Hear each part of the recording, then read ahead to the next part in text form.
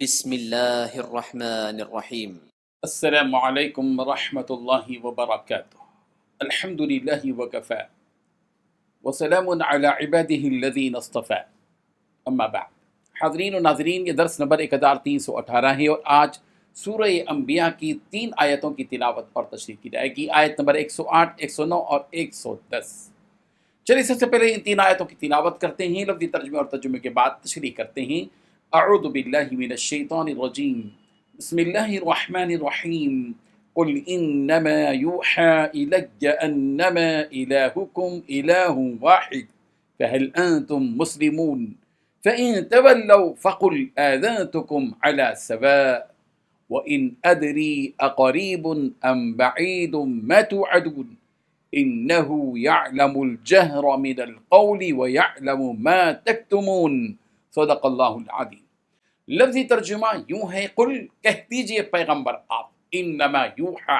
یقیناً وحی کی جاتی ہے، الیہ میری طرف، انما الہکم بلا شبہ تمہارا معبود ہے، الہ واحد معبود ایک ہی، فہل انتم پھر کیا تم مسلمون اس کی فرما برداری کرنے والے ہو، فإن تولوا چنانچہ اگر وہ منہ موڑ لیں اس سے، فقل تو آپ کہہ دیجئے، آذنتکم میں نے تمہیں خبردار کر دیا ہے، علی سوا برابری پر، وإن ادری اور میں نہیں جانتا، اقریب کہ آیا قریب ہے، ام بعید یا دور، ما توعدون وہ جو تم وعدہ دیے جاتے ہو،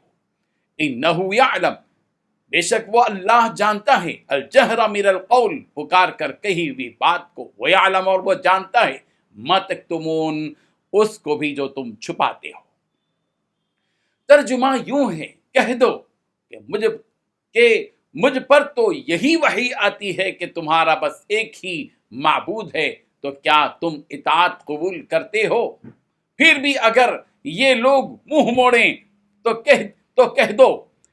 کہہ دو کہ میں نے تمہیں علی الاعلان خبر کر دیا ہے، اور مجھے یہ معلوم نہیں ہے کہ جس سزا کا تم سے وعدہ کیا جا رہا ہے وہ قریب ہے یا دور، بے شک اللہ وہ باتیں بھی جانتا ہے جو بلند آواز سے کہی جاتی ہیں، اور وہ باتیں بھی جانتا ہے جو تم چھپاتے ہو۔ ان 3 آیتوں میں 5 باتیں بتائی گئی ہیں۔ پہلی بات، کہہ دو کہ مجھ پر تو یہی وحی آتی ہے کہ تمہارا معبود بس ایک ہی معبود ہے۔ دوسری بات، کیا تم اطاعت قبول کرتے ہو؟ تیسری بات، پھر بھی اگر یہ لوگ منہ موڑیں تو کہہ دو کہ میں نے تمہیں علی الاعلان خبردار کر دیا ہے۔ چوتھی بات، مجھے یہ معلوم نہیں کہ جس سزا کا تم سے وعدہ کیا جا رہا ہے وہ قریب ہے یا دور۔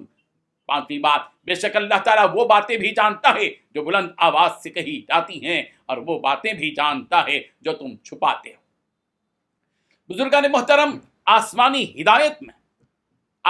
ہدایات میں سب سے اہم ترین ہدایت وہ ہے جس کو توحید کہتے ہیں،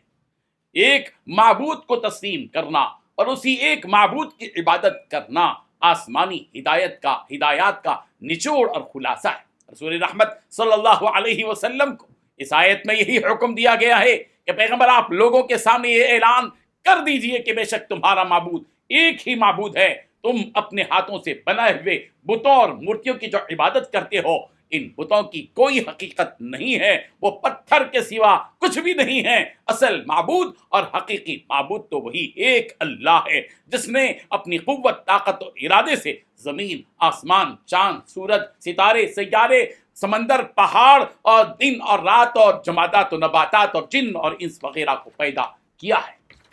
قرآن مجید کی متعدد آیات میں یہ بات بتلائی گئی ہے کہ تمہارا معبود ایک ہی معبود ہے، وَإِلَٰهُكُمْ إِلَٰهٌ وَاحِدٌ،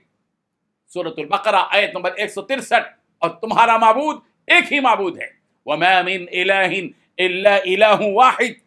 المائدہ 73، اور نہیں ہے کوئی معبود سوائے ایک اللہ کے،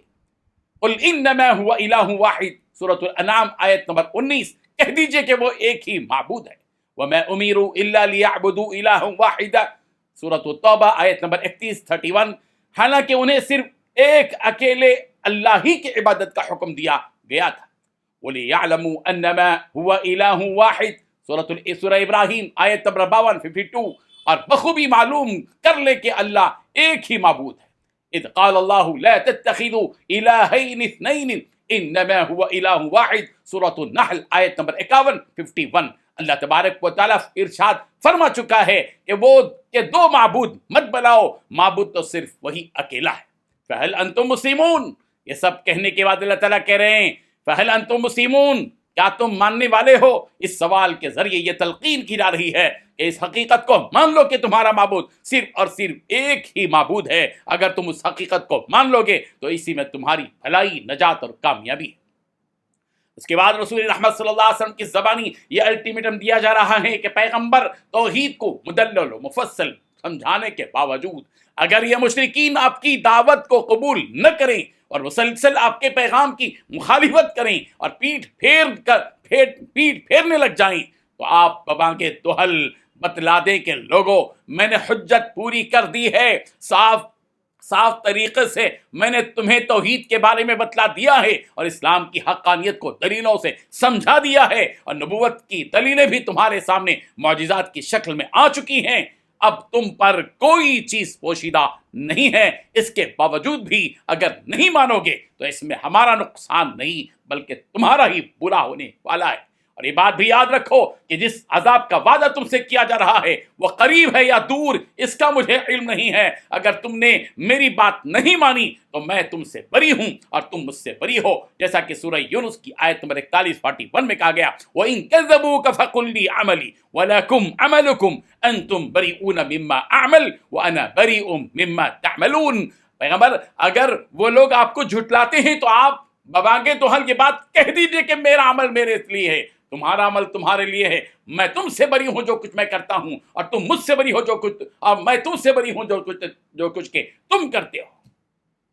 میں نے تمہیں ساری باتیں بتلا دی ہیں، عذاب تو برحق ہے اگر تم میری بات نہیں مانو گے تو، لیکن یہ عذاب تو قریب ہے یا دور، ابھی آئے گا یا بعد میں آئے گا، اس کا علم تو صرف اور صرف اللہ تبارک و تعالیٰ کو ہے، اور اللہ تبارک و تعالیٰ ہر غیب کا علم رکھنے والا ہے، وہ ان باتوں کو بھی جانتا ہے